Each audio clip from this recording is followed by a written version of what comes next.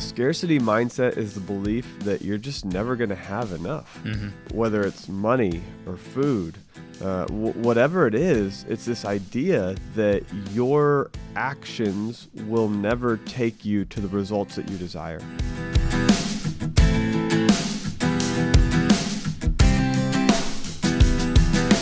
Welcome to Getting Money Right, a show dedicated to helping you achieve financial freedom through education and inspiration, so you can be free to pursue your true life's purpose. We are your hosts, Leo Sabo and David Thompson, and on today's episode, we're going to talk about the scarcity mindset. What is it? Is this something that you're battling with? Is this something that we need to be concerned about? Because it is one of those things that can creep in. Before you know it, it can have some significant impact in the way you think about not just money, but really other issues in life. So, David, let's start with, what is a scarcity mindset? Yeah, Leo. Well, the scarcity mindset is the belief that you're just never going to have enough, whether it's money or food, whatever it is. It's this idea that your actions will never take you to the results that you desire. It's a place of being stuck, and it really stems from a wound or a place of lack in your life. It's this idea that we're all fixed where we are today, that we can't grow, we can't increase, and that if I increase, that maybe I'm taking from someone else. Yeah, and I think that's the key thing. It's not that there's just not enough. Really, if you can think of it this way, if I could provide a quick analogy, it would be like having a pie.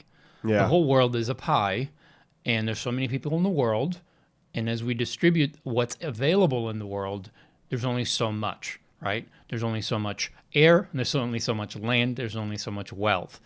And as I take a portion for myself, that removes it from somebody else. So therefore, it creates a scarcity mindset. There's only so much, and as more and more is being consumed, there's less left over for everyone else. And this really plays out in multiple facets in our cultures and in our world. Because let's just talk about money. This is a show about finances. Right. So let's talk about money and wealth. How does that play out in money and wealth? How does the scarcity mindset impact us as we think about what's available to us as far as money and wealth is concerned? Yeah, well, we look at the world and we think that if somebody else has something, it means that I don't have it. It means that they have, not that they own it and I don't, but that they have taken it from me, or that they've taken advantage of something. And in some way, because someone else has something, I have less. Right. And that's not necessarily true, because we all have the ability to go out and to create and to produce. And just because somebody else has created and produced doesn't mean that I can't. Doesn't mean they've taken something fundamentally away from me to increase and grow. The world is moldable. There is an abundance of opportunities, and it's two different mindsets. The scarcity mindset, where I'm going to hold on to everything that I have, and I'm going to kind of scratch and claw, and then I'm never going to release. I'm never going to give. I'm never going to go above and beyond. I'm going to be afraid, so I'm always going to spend the absolute minimum on everything. Yeah. I'm never going to look at quality. I'm always going to look at what's cheapest, what's easiest. And I think that's interesting. There's this really great thought process out there that you can have something as cheap or as good, or you can have it fast. And you can typically choose two out of the three. You could get something that's good and you can get it quickly, but that won't be cheap. You're going to have to probably pay a little more. Right. Or you could buy something that's cheap and you could get it fast, but you're probably not going to have good quality. That's right. And you could combine good and cheap. You could go into the world, find something that's really high quality, look for a really good discount, but you're probably not going to get it today. You're going to have to do research. You're going to have to wait for the sale. You're going to have to do a bunch of different things. So it's either good and cheap, or it's fast and good, or fast and cheap, but you're not going to get all three typically. But the scarcity mindset just lives in that cheap bubble. Yeah. I will only do it if it's cheap. I won't look for good and better and best and learn to grow and pursue and chase. And what ends up happening is a lot of times you end up with something that's not really a good value because you've gone with the cheapest option. And it's not really going to bring you the most fulfillment over time either, because you've gone with what's cheap. Yeah, and the downside to a scarcity mindset is that it really creates shackles for you. You get into this belief that there's only so much available. So right at the onset, it stops any creativity. It stops any drive. Because honestly, you can say, well, if there's only so much left and everybody's already attempted to do that, there's no way that I can be successful. And even if I was successful, that means that I would have to take it from someone else, right? So there's this misunderstanding that anytime you succeed, it means somebody else has to lose. That when there's a winner, there has to be a loser. And when it comes to money and wealth, that's not true, because we know that wealth is created. Now, the raw materials are available to everyone, and there may be limitation to that. But ultimately, we find newer and newer ways to create things out of things that we never used before. If you think about plastics and silicon and so many different types of products that over the years have been developed and now are being used primarily for electronics and so many other things, those things weren't available in the 1900s. Well, they were available, but nobody knew that they were right, to be because used for somebody's those purposes. creativity added to the production. Exactly. And it wasn't that one person just invented silicone. It started with one person inventing the initial draft of something. And so you have people working together. Eight to probably 20 different people had to create different inventions. And then one person brought those inventions together, and it's ways that you heat things up, and it's ways that you mold things, and it's chemical compounds. Right. Like one person invented this chemical compound, another person invented this chemical compound. All of a sudden, a third person says, oh, we can combine these two, and we can heat it in just this right way. And then you have the machinery. Somebody's got to build the machinery. Right. So it's a lot of people working together to produce something, and we have things now that weren't available 100 years ago. And we all have access to it. We can all benefit from that increase.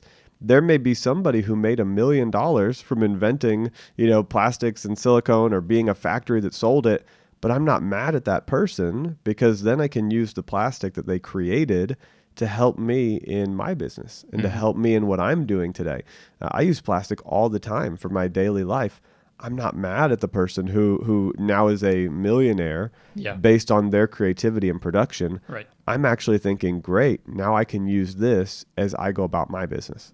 I think the problem that I have with it is that when it's usually addressed as it relates to money, is that there's only so much, and then a percentage of people have it and the rest of us don't. And there's no doubt there's an inequality when it comes to wealth in the world. There are some people that have more, some that have less. But it doesn't mean that what's available today will always be the case. Yeah. It doesn't mean that if that person has 10% of the wealth, then the rest of the world has to make do with the 90. No, because we can continue to create wealth. Just the other day, I was doing some research, and I looked at millionaires and how many more millionaires have been added in the last just 20 years. And then billionaires, how many have been added in the last 10 to 20 years as well. And that was not the case. If you look back at the first billionaire, it was probably either Rockefeller or Carnegie or Henry Ford. And, if you took it in today's dollars, those were the first titans of industry, so to speak. But since then, now you've got dozens and dozens, hundreds of people that have attained that level of wealth. But it didn't come just from what was available 100 years ago. It's been created and it continues to be recreated. So I think that's the thing that we wanted to address today, is that this scarcity mindset is misinformation to a large degree, because there is no limit to a lot of the things that we can do, and new things will be created, and there's ways that we'll figure out in the future.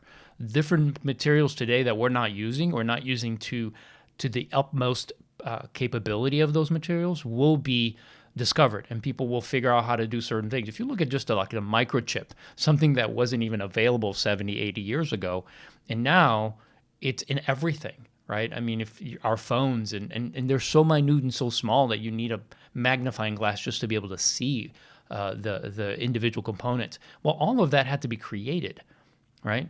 And that has caused increase in wealth. That has caused increase in people's even lifestyles and ability to have more comfort, heating in your homes and cooling in your home and all the things that we enjoy. None of those things were available a long time ago, but then today they are. So as we talk about the scarcity mindset, the reason we wanted to bring it up and the reason we wanted to talk about it is because of how it affects us as we think about and manage money. One of the things that we see in society today, in our culture, is this disgruntled attitude about the one percenters. There's a 1%ers that have, 44% of the world wealth, and then 56% of people have $10,000 or less. Then there's the rest that are somewhere in the middle. But the idea that this 1% is hoarding the 44% and it's not available to anybody else, it's a bit misleading. Yeah. Because, let's just take the 3 top people that we know are wealthy in the United States. We have Jeff Bezos, who has Amazon. We have Warren Buffett, who's an investor and has Berkshire Hathaway. Yeah, thank you. And then the third one is Elon Musk, right? He has several companies. So each one of these guys are worth billions of dollars, and their wealth continues to increase. But when we hear about them, we get this sense from the media that these guys have a bunch of money. They're somewhere in their basement counting their money all the time, and they're just getting richer and richer and richer. Right. And they're hoarding it. But if you really look at this, the reality is that all of their wealth is in their companies, right? I mean, all these guys probably have a salary. More than 90%. I mean, it could be like 98% most likely, but more than 90% of their wealth is invested in the company. Yep. It's not in their home. It's not in their bank account. They don't have an island somewhere where they just go, live in the island and sell everything and then go retire and do nothing. All of that wealth is being used every day in the businesses that they've started. Right. Yeah, when I say it's in the company, they own a $1 million factory. Mm-hmm. Well, okay, they own the factory. They could sell it for $1 million. Yeah. But then there would be no more factory. Then there'd be no more factory. So so all of their money, they have invested that $1 million into the factory. And if you look at something like, I'm making stuff up here, but with Amazon and Jeff Bezos, hundreds of factories and warehouses, right? And production places, and then hundreds of vehicles on the road and people that deliver. And thousands of jobs. Over 1 million jobs through Amazon. Over 1 million. That's unbelievable. Yeah, it is really.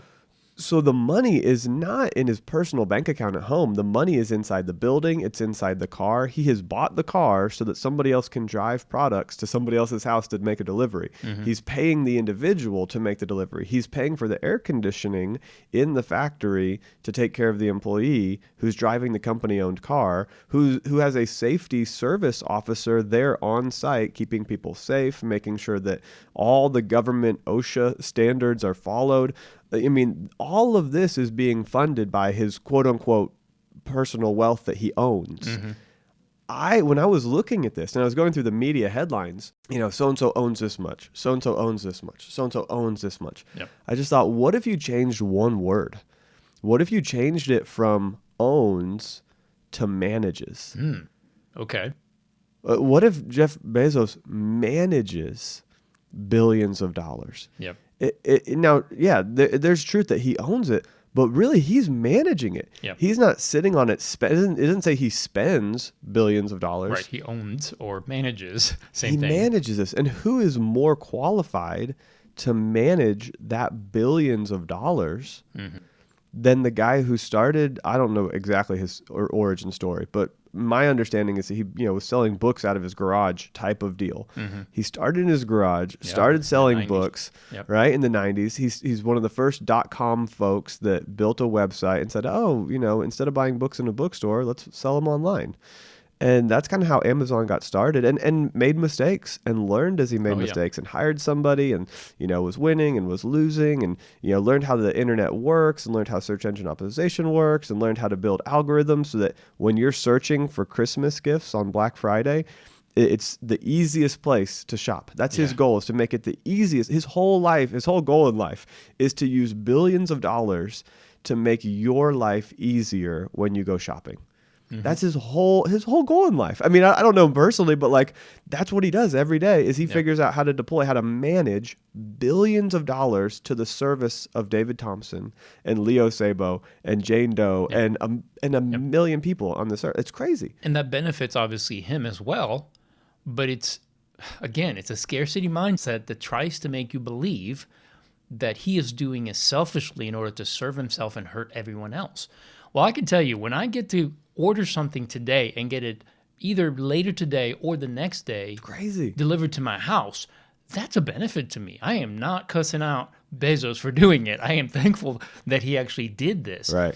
And now some people may say there's some unhealthy to that, and I would agree there's a little bit of unhealthy to it, but that's our personal choice, so I'm not going to blame him for that. But it is a service.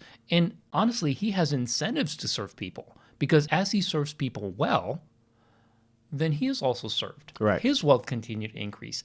The reason he's doing what he's doing continues to benefit him. I don't know what that is. I don't know the man personally, but ultimately he is fulfilled in what he's doing, because if he wasn't, he'd either probably sell it or go retire, buy an island, and go away and not do anything. And he would have stopped at 100 million, and he never would have become a billionaire. Right. Like, I mean, if his goal was just to have the fanciest cars and the biggest island, then he would have bought the island, moved out. If his goal was to do nothing and be lazy his whole life, he could have done be it doing a long that. time ago. Right, exactly.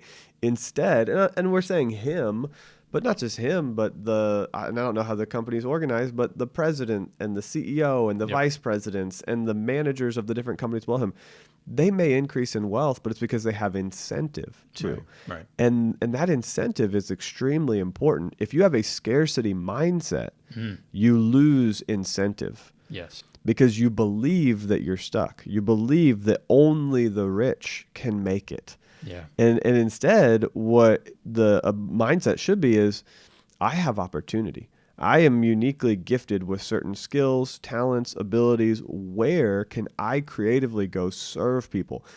80% of millionaires are first generation rich. It is the first generation of their family to get to millionaire status. It is less than 20% of people who inherit wealth and grow that wealth. 80% of people, like you said, we have thousands and thousands of new millionaires every year.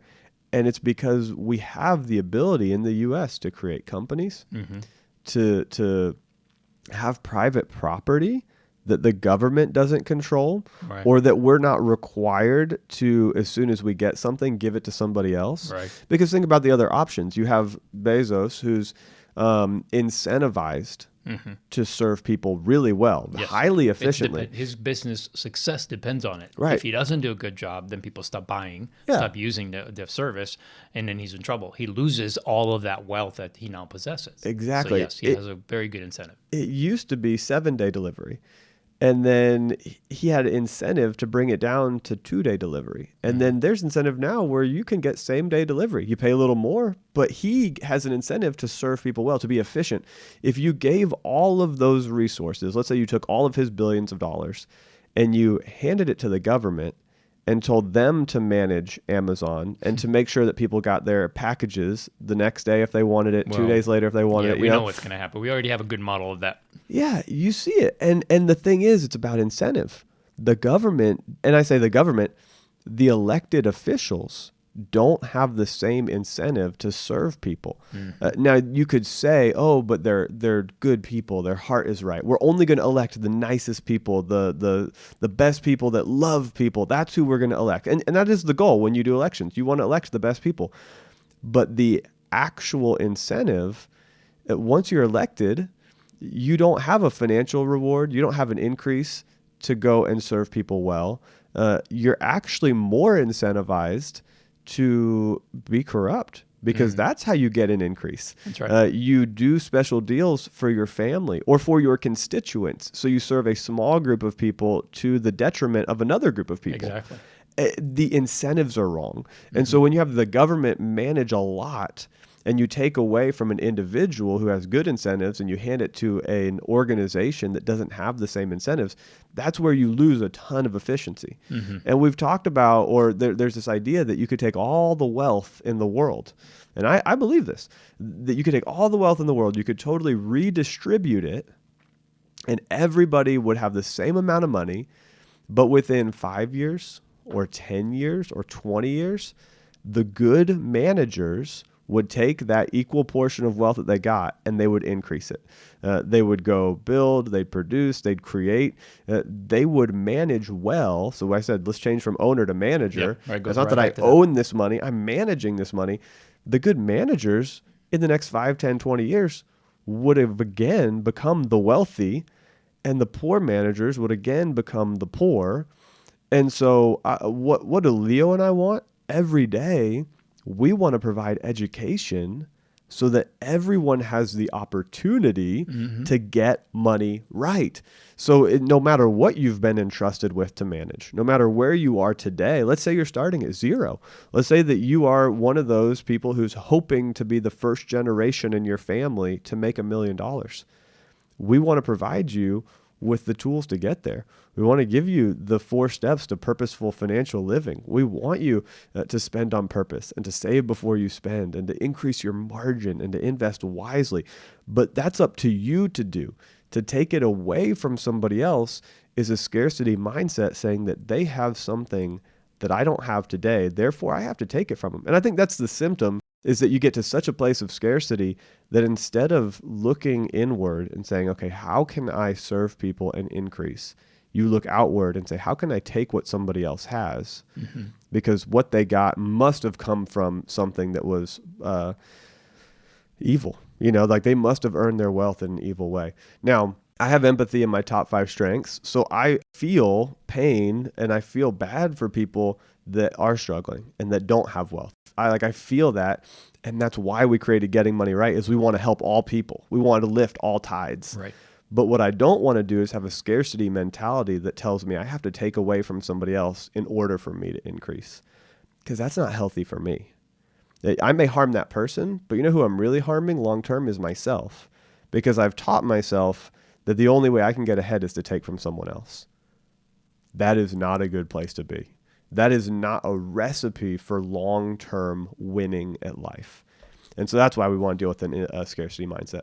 Yeah, I so agree with that. The scarcity mindset is really something that, unfortunately, we don't see it as something that damages us, but actually that's exactly what it does. It limits our beliefs, it limits our creativity, it limits our ability to really make the best, both financial choice and also the best choice for us as far as how we shape our life, the decisions we make. I'm always looking to be frugal and to be a good manager of the resources that I have. I don't have endless amount of resources. None of us do. So in knowing that I only have so much, anytime I go to buy something, I'm always looking and saying, how can I get the best value for the least amount of money? Now, there's a problem there because it's really hard to do that. It's hard to find something that's of real value, something that's real quality, while at the same time paying little amounts of money for it. Because quality demands more work, it demands more skill, and whoever's going to produce that, if they're going to create it at a quality level that I want, it's going to cost them more money to build it. So they're going to charge more money for it. Think of just a regular tool. Maybe it's a drill, maybe it's a saw. In order to build a good saw that's going to last 20, 30, 40 years, kind of the craftsman model, right? You have to put good electronic components in it. You have to put good bearings. Everything you put in it has to be able to last those 30, 40 years. So I have to be willing to pay more for something that's going to last me more. When I have a scarcity mindset, I'm thinking, how can I get the cheapest for the best value? And the problem is, just as David said earlier, you can't get all 3 of those. You can't get it fast, can't get it good quality, and you can't get it cheap at the same time. So it's important that you understand this scarcity mindset is a wrong belief that will lead you to make decisions that are actually detrimental to you, because you're going to make decisions that are going to cost you money and time in the end. Yeah. Instead of getting the good stuff that's going to last you, you're going to buy the cheap stuff, and later on you're going to deal with the frustration you have of the cheap stuff, something that you have to replace again shortly after you already bought it. And so in the end, it actually costs you more. So this is just on making financial decisions, but even more so as you think about the way you live your life, the happiness that you want. When you have a scarcity mindset, you're always afraid somebody's going to take what I have. So even when you do acquire wealth, you hold on to it in a selfish and an unhealthy way to your own detriment. Right. To your own detriment. And I think that's why a scarcity mindset is such a damaging thing to us. So we have to be aware of it. So as we're talking about it, our desire for you is to really think about, when I make decisions, do I have a hopeful, purposeful way of looking at it, or is it something that I'm scared to make the decision because I don't want to get the wrong thing, I don't want to spend too much money? You have to be okay with spending money on quality things, and just realize your motivation behind your decisions, because they may reveal that there's a scarcity mindset, and that may actually bleed off into other areas of your life. Yeah, and Leo and I are both fairly frugal people, and so we do typically look for things that are inexpensive, but we also look for good quality, which means that it sometimes takes longer for us to find what we're looking for. Right.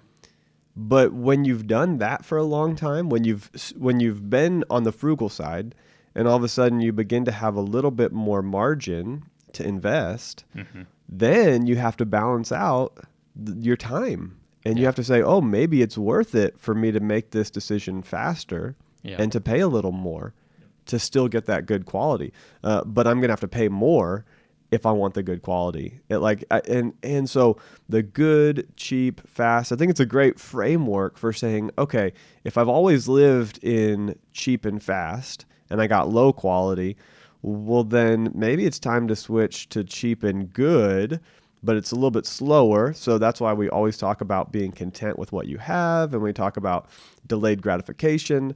But then over time, your time may be more valuable. And so you switch to good and fast, and it's a little bit more expensive, but it's fulfilling, it's working, it's taking care of your family, and it's opened up the ability for you to pursue other things. You've got to figure out where you are in every individual decision. This isn't easy. This is just general framework, but it's helpful to see that through the lens and say, okay, am I viewing this decision through a scarcity mentality where I have to get the cheapest and I'm only going to do cheap?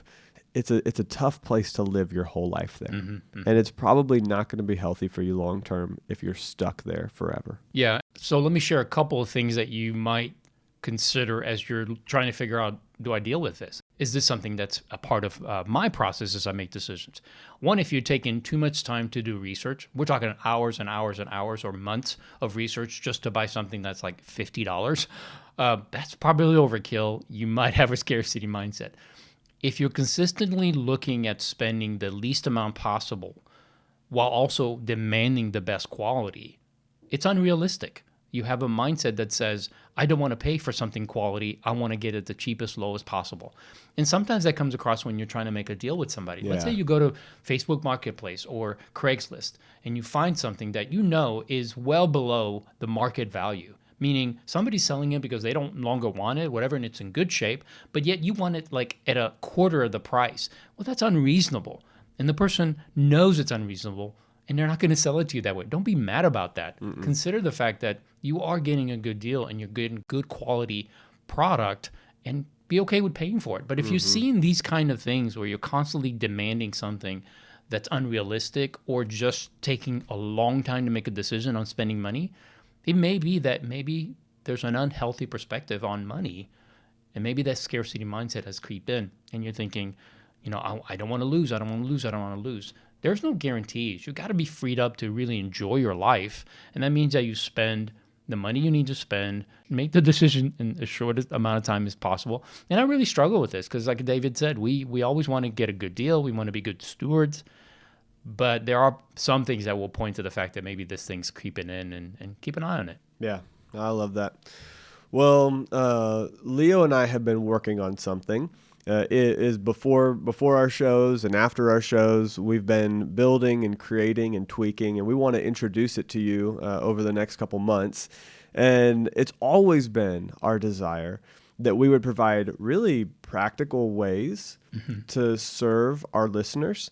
And so we introduced the 4 steps to purposeful living. Right. It was a very practical 4-step process that you can learn, memorize, and begin to say, okay, how am I, spending on purpose? How am I saving before I spend? Now, you can go through the 4 and begin to address each one of those, and you can look at the very practical steps along with that. So this has always been our desire, and we want to today provide an even deeper, more easy to access hands-on tool and resource to you to implement those 4 steps and for you to have a practical tool. Of course, our first step is to spend on purpose, which is basically the foundation of achieving success. And so if you do step 1, then you're going to be set for success. If you don't do step 1, if you don't spend on purpose, everything else is going to be wonky. And overall, the heart here is that in 2021, we want to offer an online course to help people build a good foundation for managing their money. So at the beginning of 2021, we're actually going to pause our podcast creation. Doesn't mean that there won't be any podcasts coming out. They'll just be a little bit less so that we can continue to build this course to serve you well. The podcast is not going away. We will continue the podcast, but we're going to pause it at the beginning of 2021 to build this course. We're going to build the course by taking a handful of people through the first draft of the course in February of 2021. So just a few months from now. We're going to select the individuals by the end of the year, and then we're going to have a little assignment for them to do in January before starting the beta course or the first draft course in February. So we would love to have you join the beta of our financial course. All you have to do is fill out a form through the link on leosabo.com, and we'll select a handful of individuals, couples, and families to go through the course, and it'll be hands-on with Leo and I, and that's why we're choosing a small group, a little cohort of people to go through the course as we build. We're actually going to make changes to the course as we talk to people. We're going to have a first draft, but then we're going to say, hey, what are we learning? What's working? What's not working? What are people asking? So that we can actually create the long-term course in a way that really, really serves people well. Correct. So you can find this link on leosabo.com. You should be able to scroll up if you're on your iPhone listening to this podcast episode. You should scroll up and be able to see the show notes. And in the show notes, there's going to be a link to that form. You can go to leosabo.com and click on the show notes of the podcast and see a link to the form. You could also message us on our socials. You can message me at David Thompson on Facebook and Instagram. You can message Leo on Leo Sabo at Facebook and Instagram. You can find us, leosabo.com, David at stewardshippastors.com. You can find us. Let us know you're interested to join the course. Leo, what else would you add? I'm excited. Yeah, I'm excited as well. This is something that we've talked about doing for quite a while, but one of the things that we want to make sure that you guys understand is we've been teaching this combined for many, many years. This is something that we live and breathe. So what you're going to get is a lot of expertise. But what we don't want to do is just create something and then just put it out there and say, here, do this.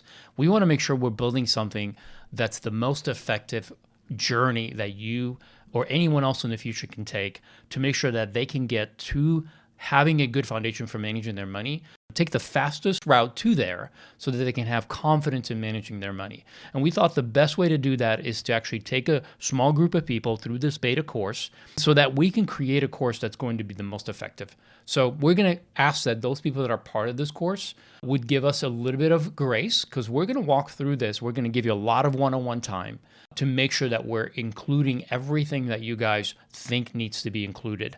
Not just what we know are foundational things, but also anything else that you feel will enhance that experience for future attendees. And that's our real desire, is to create something that's going to be very effective for the masses.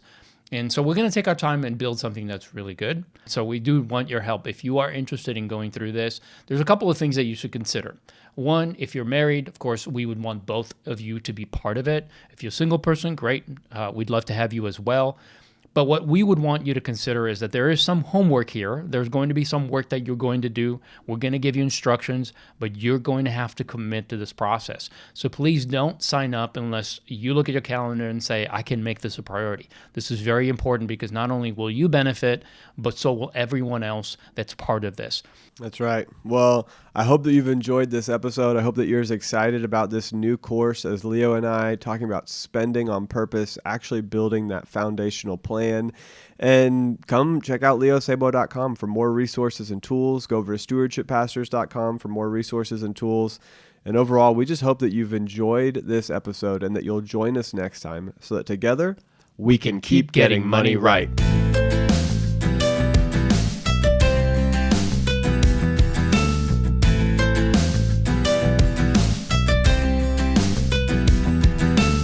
Seeing these kind of things where you're constantly demanding something that's unrealistic or just taking a long time to make a decision on spending money, it may be that maybe there's an unhealthy perspective on money and maybe that scarcity mindset has creeped in.